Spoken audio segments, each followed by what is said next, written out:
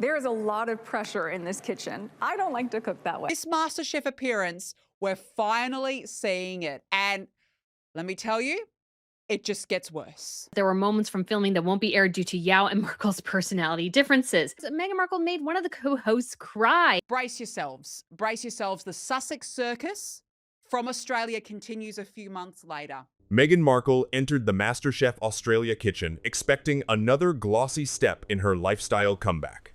Instead, the episode had barely been promoted before the entire appearance started collapsing into a full-blown public relations mess. Propel her image as a chef, and yet somehow the appearance has turned into master mess. This was supposed to be easy. Meghan would surprise the contestants, talk about food, smile for the cameras, and strengthen the cooking image she has been building for months. Meghan is nasty. Absolutely nasty, and she can't help herself. But the rollout quickly became dominated by backstage complaints, an upset judge, reports of awkward material being removed, and a royal contradiction that refuses to disappear. Now, we did hear a couple of months ago, reported by news.com.au, that Meghan was really frustrated by this royals introduction. And now we hear that the judge, she was left upset and she actually wanted to reach out to Meghan, but was advised not to bother. The strangest part is that the food is no longer driving the conversation. Nobody is focused on the winning dish. Nobody is debating which ingredient was used best. The biggest story is now whether Meghan's team objected to one word and whether the production quietly cleaned up uncomfortable moments before viewers could see them. MasterChef drama that's dropping before the even episode airs, which is so incredibly typical for Harry and Meghan, it seems, especially Meghan. Nothing but drama and toxicity follows this woman everywhere. Network 10 finally released footage from Meghan's surprise appearance, which was filmed during her April trip to Australia. In the episode, she enters the famous kitchen, meets the remaining contestants, presents a table of seasonal ingredients, and challenges them to create food connected to memory and emotion. For Meghan, this should have been perfect territory. Food and cooking to me is really a love language. I think it's such a great way to connect.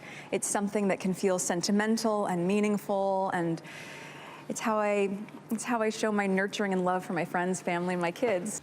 Her Netflix program, With Love, Meghan, is built around cooking, hosting, flowers, gardens, friendship, and carefully staged domestic beauty. The series even earned daytime Emmy attention. A place inside the MasterChef kitchen should have made her lifestyle brand look bigger, more credible, and more serious. Instead, one introduction detonated the entire plan. Meghan Markle made one of the co-hosts cry over the use of the word royalty, which is utterly bizarre as Meghan is obsessed with her own title. Judge Po Ling Yao begins the entrance by telling the contestants, "We've had MasterChef royalty in the kitchen before, but no one like this." She then welcomes the Duchess of Sussex, Meghan Markle. The doors open, Meghan walks in, and the contestants respond with the expected shock and applause. Yao wanted to personally apologize to Markle, but was dissuaded. She was willing to reach out immediately, but she was advised to leave it to production to handle, i.e. Meghan didn't want to talk to her. That's the thing. I actually think Meghan probably did not want to interact with her in the slightest. Meghan, and we've heard this as well, likes the peasants to go through other people. She doesn't want the peasants bothering her. So she wouldn't even accept apology or probably hear an apology, in part because to her, to Meghan, Ms. Yao is a peasant that she doesn't want to interact with. It looks like a completely ordinary television reveal. Then came the reports claiming Meghan's representatives had specifically asked producers not to describe her with the word royalty. Not the Duchess title, not the Sussex name, not the royal connection being used to promote the episode. Apparently, the problem was the single word royalty. Earlier reports said Meghan's side was frustrated after filming. Because Meghan seems to upset everyone. She can't go anywhere and just be normal. And this is, again, the problem with Meghan is that she's so constrained. She's so controlling. She can't be normal. Now, newer coverage claims Po was left upset when she discovered that her enthusiastic introduction had dragged her into a bizarre argument over royal language. Po was presenting a cooking show. She was not handling a palace ceremony. She was not reading a legal statement approved by royal officials. She was trying to make a celebrity entrance sound exciting. Yet one harmless phrase reportedly became a production headache. it's again, this thing comes back to an issue of Harry and Meghan not being clear what they're doing, where they're going, what they're standing for. Because they want to be treated like royalty. And then when somebody calls them royalty, just kind of royalty generally, oh, no, no, you can't do that. You can't do that. But you're demanding we call you by your title. You're going by your titles. You're demanding that we treat you as royalty, but we can't call you royalty. It doesn't work because then people do make natural mistakes. Sources claimed Poe wanted to contact Meghan directly and offer an apology, but she was allegedly told to let the production team manage the situation. Another source suggested that Poe attempted a few playful exchanges with Meghan that did not work as expected and were later removed from the final cut. That does not automatically mean there was a screaming confrontation. It does not confirm that anyone broke down in tears. Meghan's side has also denied that she was angry and has insisted she enjoyed the experience. Meghan's just not really good at just flowing through life. She has to make everything insanely difficult. This is what we have seen endlessly. Everything about her is a struggle. But the denial leaves one obvious question sitting in the middle of the kitchen. Why was royalty reportedly forbidden at all? Harry and Meghan left their senior royal roles years ago and have repeatedly presented their lives as independent from the institution. That is their decision. But if the royal identity is truly behind them, why do major appearances still depend so heavily on the title created by that same institution? Do you love it how she just presents herself as like the everyday woman? I'm Meg, like I'm here in Australia, like I'm ready to go. Now, this was shot, of course, in April when the gruesome twosome were in Australia. Remember that shocking tour that they did where Meghan wore all these clothes and then put it online because she wanted to try and make a profit, because it was all about money, wasn't it? A money-making venture for these two. Meghan is not introduced simply as a businesswoman. She is not presented only as a former actress or television personality. The promotion does not say, "Please welcome lifestyle host Meghan Markle." It announces the Duchess of Sussex. So the title remains useful when it brings status, headlines, curiosity, and a dramatic television entrance. But the ordinary word that explains why the title matters is supposedly unacceptable? Meanwhile, a third source claimed that there were moments from filming that won't be aired due to Yao and Markle's personality differences. Poe is full of energy. She's always joking and lifting the mood. She tried to bring that same spark with Meghan, cracking a few playful lines.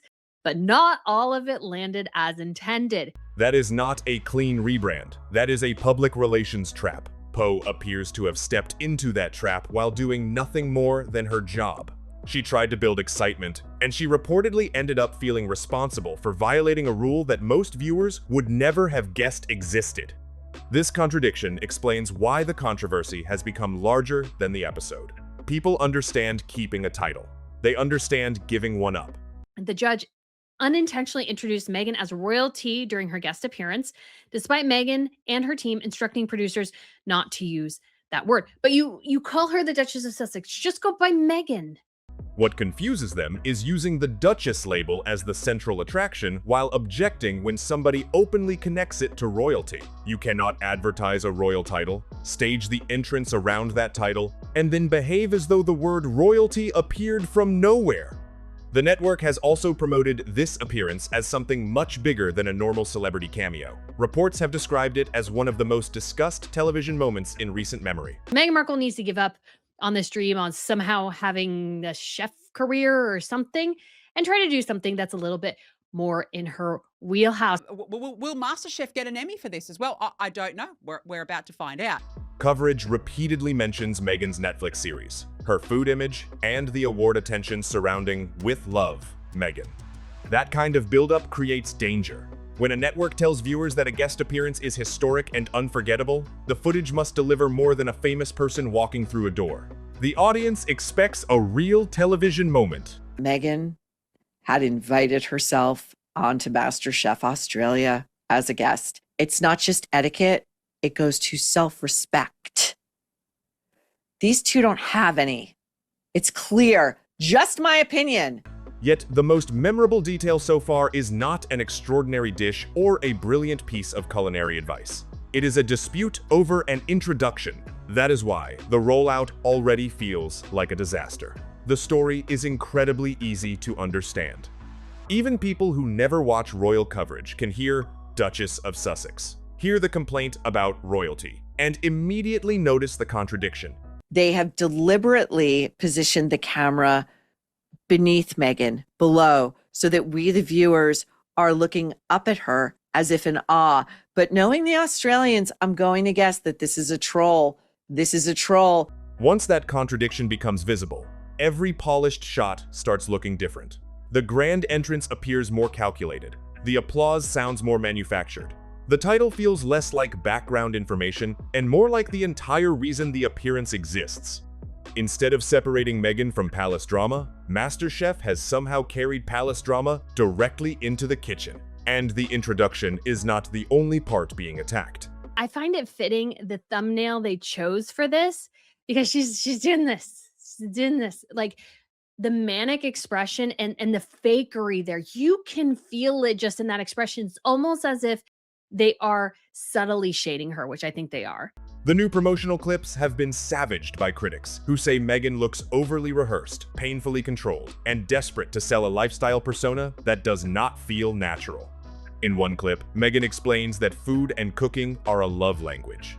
She says preparing food allows her to connect with the people around her and express care for her children, friends, and family.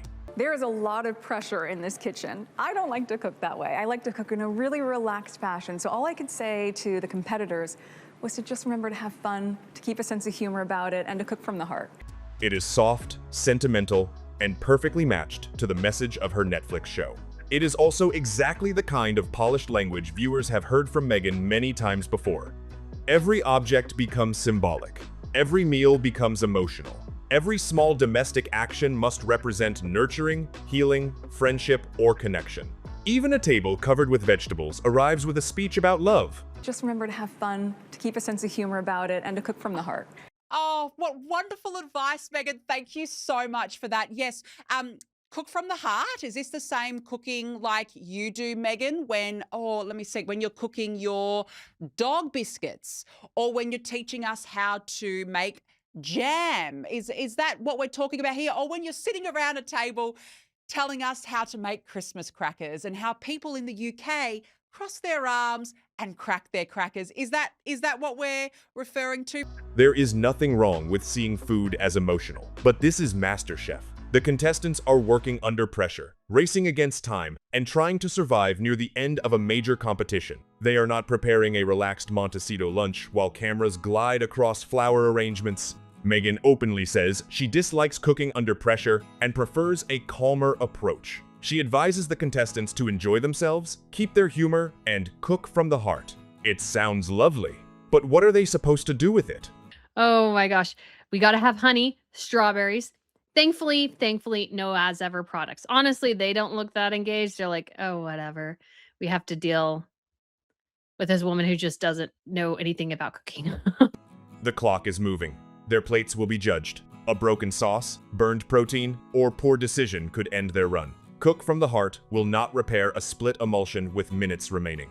It will not explain seasoning, temperature, texture, timing, or balance.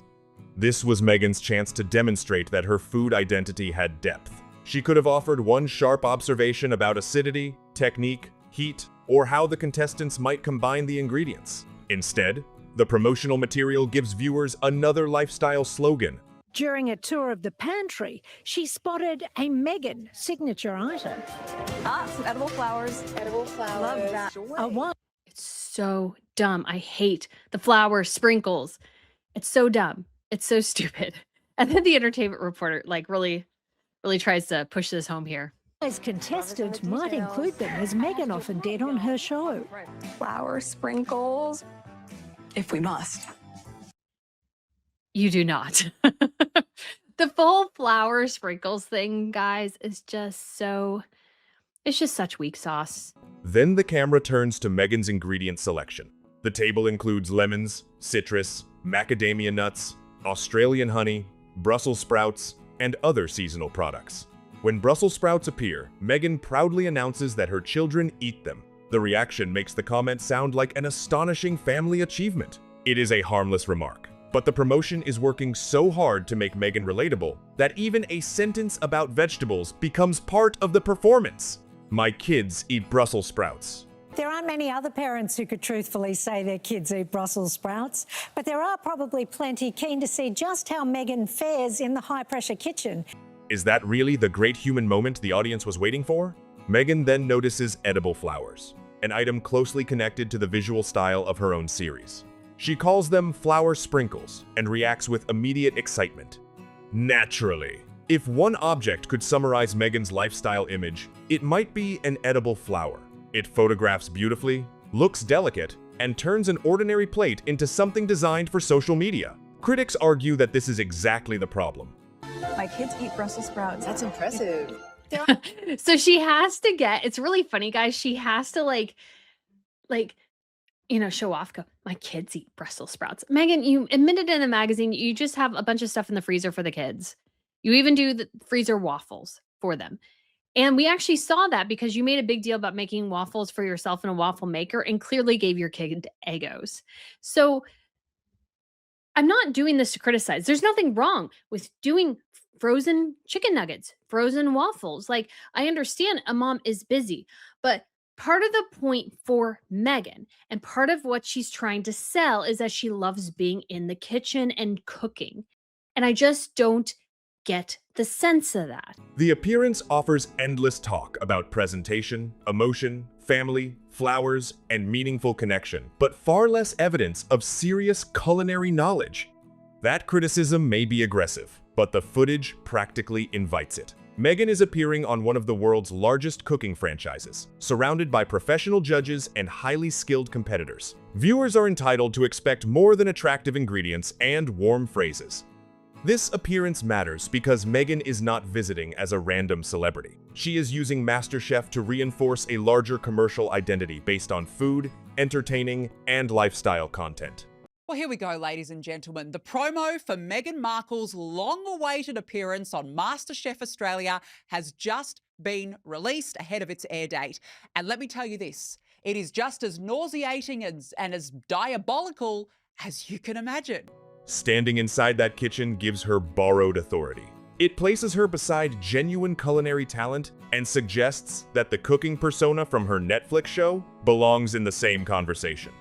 But credibility cannot be created by a title, soft lighting, and expensive production alone. The audience has to believe the interest is genuine. Her advice must sound useful. Her excitement must feel spontaneous. Meghan Markle is not that good at acting.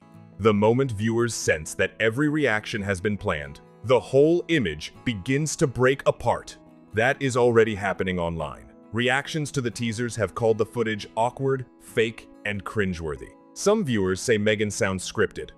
Others are questioning why she is being presented like a major cooking authority instead of a celebrity guest with a lifestyle show. It's not a natural expression. It's one that's like so coiled because she's trying so hard to make a square peg fit a round hole. And this is just, I don't think really Meghan. I don't think she likes this. I don't think she enjoys any part of really being in the kitchen much. And she tries to sell this so incredibly badly, and it's just not working. The full episode has not even reached the public, yet people are already arguing over whether this is a real celebration of food or another carefully arranged publicity stunt. That is the opposite of what the appearance was meant to achieve. The plan was to show Meghan as warm, natural, and confident. Instead, the discussion is filled with royal terminology, alleged editing decisions, backstage discomfort, and accusations that the whole thing feels forced. However, the people who actually cooked beside Meghan have offered a very different account. And we also have the most cringe and fake promo video ever for Meghan, which proves yet again Meghan doesn't know what she's doing in the kitchen. She's not a chef. She's not engaged in cooking, and she's trying so exceptionally hard that it could not look more forced. Finalists Petro Papatomis and Casper Kenworthy spoke positively about meeting her. One described Meghan as kind, genuine, and intelligent when discussing food. Another said her confidence in front of the camera helped the contestants relax. They even called her one of their favorite guest judges. Those comments matter because they prevent the story from being completely one-sided. According to the contestants, Meghan was not cold, hostile, or impossible to work with. But their praise creates another uncomfortable contrast. comes across as so insanely forced. And it's a fool's errand at this point. As Ever is not doing well. I see so many more ads for it on Instagram at this point. They're bad ads. It's like there's no momentum for this brand whatsoever. And Meghan Markle doesn't know how to sell it. And so I guess her next spot was like, well, let's go on MasterChef, because there's chefs there. I mean, which is great, that makes sense. But at the same time, you need to be able to sell yourself in this arena. And through this promo video, man, Meghan Markle proves again she can't sell this. If the atmosphere was as relaxed as they describe, why was Poe reportedly upset? If the filming was entirely wonderful, why are sources claiming that jokes or exchanges were removed? If Meghan's team had no problem with the introduction, why did the royalty dispute surface after filming and return the moment the promo appeared? The public is clearly not being shown the full picture. Maybe an ordinary misunderstanding has been inflated into a celebrity scandal. That happens constantly. A small production issue can become a dramatic headline once anonymous sources get involved. This is going to be an absolute disaster. Now, we've been waiting for this moment, haven't we? This MasterChef drop. And judging by those 3 clips that have been posted online, I don't know why anyone would watch. And I guarantee you it's going to be an absolute ratings flop. But there is another possibility. Perhaps the final version has been carefully shaped to protect Meghan's preferred image, removing anything that felt tense, awkward, or unflattering. That possibility will change how viewers watch the episode. People will not only study the food, they will watch Poe's expressions, examine Meghan's reactions, and look for abrupt cuts or sudden changes in energy. Every edited transition may now appear suspicious. The controversy has turned a normal guest judge appearance into a frame-by-frame investigation.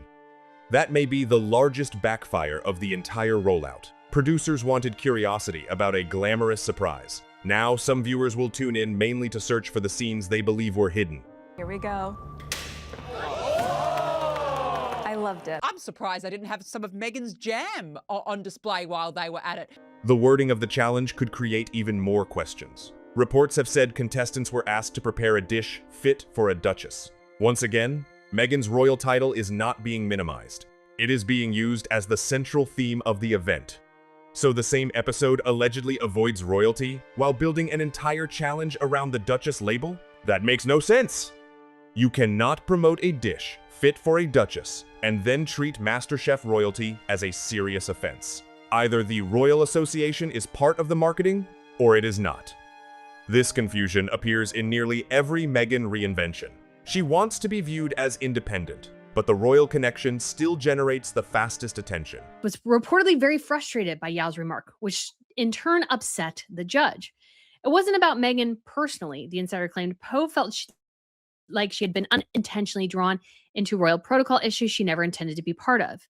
A second source allegedly told Yao, but it was about Meghan because it's not really a breach of royal protocol to call her royalty. That's a little bit ridiculous. She wants to appear casual and approachable, yet her entrances are treated like major ceremonial events. She wants food to lead the conversation, but the title repeatedly becomes the headline. 2 completely different brands are fighting for control. One version presents Meghan as a relaxed California mother who loves local produce, family traditions, and flower sprinkles. The other presents the Duchess of Sussex as an international royal celebrity, whose appearance requires special instructions and carefully controlled language. Meghan can't be in on the joke. She can't have fun. I don't think Meghan is a fun person. I don't think she's a funny person. She's just one of those people who decreases a mood immediately because she just can't have fun. She can't riff. The audience can see both identities at once, and they do not blend easily. That makes this episode a major test. Strong ratings would allow Meghan's team to argue that the controversy created valuable interest. Positive audience reactions would support the contestant's claim that she was one of the best guest judges. But if the appearance feels flat, excessively polished, or visibly over-edited, the backlash will become vicious. This was supposed to be the safest possible setting. There was no palace interview, no attack on the royal family, no legal battle, and no emotional documentary. It was simply a cooking program. Now, meanwhile, Meghan can talk about how lovey-dovey she is and her love language is cooking and that's how she does it for her family and friends. But there's trouble in paradise. Meghan and Harry could be headed for Splitsville. Is this ball and chain marriage over? Because the briefings from both camps are completely at odds right now, and reports suggest that the marriage of Mr. and Mrs. Spare has indeed broken down. Yet the familiar issues still appeared. Titles, control, image management, competing accounts, awkward editing claims, and another person reportedly upset after Meghan entered the room. Why does every simple appearance become so complicated? The timing is also dangerous because speculation about Meghan's future relationship with Britain has returned after Harry's recent visit, and renewed talk about the Sussexes rebuilding connections in the United Kingdom. Public opinion remains an enormous barrier. YouGov's royal favorability polling has repeatedly placed Meghan near the bottom of the rankings. And unfortunately, we were never going to be your backup option from the moment that you went on Netflix and suggested that those of us who voted for Brexit, remember that's over 52% of the population, were in some way racist. We were also never going to accept the way that you tried to bring down the British royal family. So what's so interesting for me is that it's like, oh shit, there's no plan B. The plan B is the UK. In January, only 19% of British respondents viewed her positively, while 66% held an unfavorable opinion. And April updates still showed favorable opinion at roughly 20%. Those numbers do not represent a direct national vote on whether Meghan may return, but they reveal how hostile the reception could be. A friendly MasterChef appearance may make her look softer to viewers in Australia or the United States. It cannot erase years of anger in Britain. Reports about special demands, forbidden language, and controlled editing could strengthen the very image her team is trying to escape. Meghan does not suffer from a lack of attention. She receives major opportunities, headlines, interviews, and global television platforms. The real problem is what happens once the appearance is exposed to public scrutiny. We haven't enjoyed it, and we do not forget it, and we will not forget it. Okay? And we're not going to forgive either. Because you can't bring the late Queen Elizabeth II back and allow her to live her last couple of years in peace. Likewise, Prince Philip. However, there is a wider plan at play, and that is still to unveil. Archie and Lily on UK soil during the Invictus Games next year.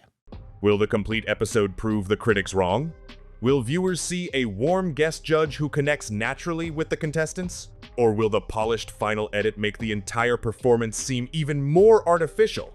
One fact is already clear. Meghan entered MasterChef expecting to serve another perfect lifestyle moment. Before the episode even reached the table, the controversy had already spilled everywhere. Now we want to hear from you. Was MasterChef royalty simply an innocent introduction that should have been ignored? Are anonymous sources turning a small misunderstanding into something much larger? Or does the episode show that Meghan still wants every advantage of the royal title while rejecting the label attached to it? Share your opinion below, subscribe to Hollywood Yesterday, and stay with us for the next update. Because Meghan's MasterChef appearance was meant to repair her image, and it may have created an even bigger mess.